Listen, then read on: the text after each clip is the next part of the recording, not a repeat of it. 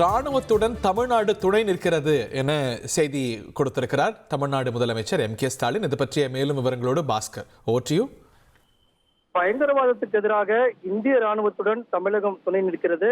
நமது ராணுவத்துடன் நம் நாட்டுக்காக தமிழகம் உறுதியாக இருக்கிறது என்பதைத்தான் எக்ஸ் வலைதளத்தில் ஆபரேஷன் சிந்தூரை மையப்படுத்தி தமிழக முதலமைச்சர் M.K. ஸ்டாலின் இதை பதிவு செய்திருக்கிறார். அதே நேரத்தில் இந்த போர் ஒத்திகை என்பதும் தமிழகத்தில் 2 இடங்களில் நடைபெறுகிறது. சென்னை துறைமுகம் மற்றும் 4 மணி அளவில் நடைபெறக்கூடிய கல்பாக்கம் 2 இடங்களிலும் இந்த போர் ஒத்திகைக்கான ஏற்பாடுகளுக்கான அந்த ஒத்திகை என்பது நடைபெறக்கூடிய நிலையில தமிழக முதலமைச்சர் சிந்தூர் மையப்படுத்தி ஆபரேஷன் சிந்தூரை மையப்படுத்தி இந்த எக்ஸ் வலைதளத்தில் இந்த கருத்தை பதிவு செய்துள்ளார்.